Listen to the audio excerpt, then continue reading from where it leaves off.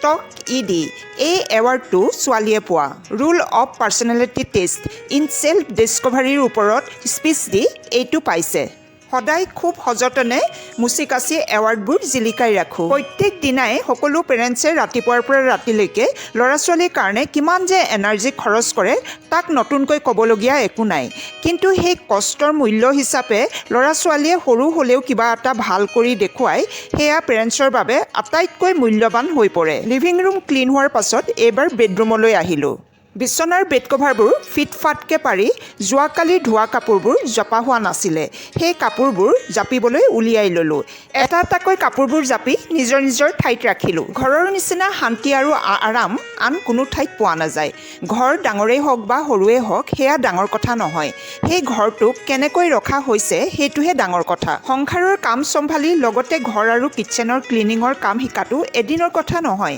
এক্সপিৰিয়েঞ্চৰ লগে লগে ইয়াক শিকা হয় আৰু লাহে লাহে ই আমাৰ ৰুটিন হৈ পৰে ঘৰৰ কাম শেষ কৰি গা ধুই দুপৰীয়া ভাতত লাগিবলৈ কিটচেনত সোমালোঁ বিগ বাস্কেটত অৰ্ডাৰ দিয়া মাছ শাক চব্জি ভালদৰে ধুই কাটি বাছি ল'লোঁ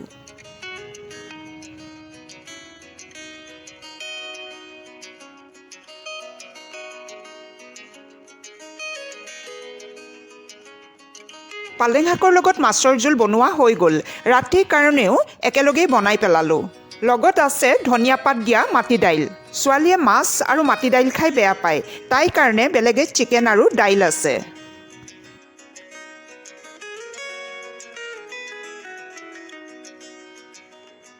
ভাত খাই অলপ সময় বিচনাত পৰিছিলোঁগৈ আজি আবেলি বাইদেউ ভণ্টিহঁতক আমাৰ ঘৰলৈ মাতিছিলোঁ 4টা বজাত সিহঁতি আহি পালেহি বাই ভনীবোৰ একেলগ হ'লে কিমান যে কথা আৰু হাঁহি ওলায় গোটেইকেইজনীয়ে এটা এটাকৈ কথা উলিয়াওঁতে কথাৰ মেলখন শেষেই নহৈছিলে কথাৰ মাজতে চাহৰ কথা মনত পৰাত কিটচেনলৈ দৌৰি আহিলোঁ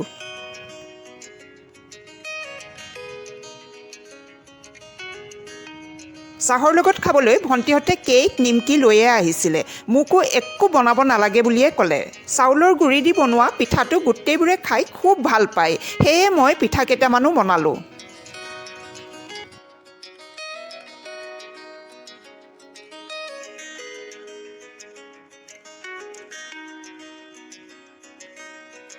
ছটা বজাত বাইদেউ ভণ্টিহঁত যাবলৈ ওলালে তললৈ গৈ মই সিহঁতক বিদায় দিয়াৰ পাছত ভাগৰে হেঁচা মাৰি ধৰিছিলে ধুনীয়াকৈ আৰু একাপ চাহ বনাই লগত মোবাইলটো হাতত ল'লোঁ এইবাৰ বাকী থকা কামবোৰ লাহে লাহে শেষ কৰিলোঁ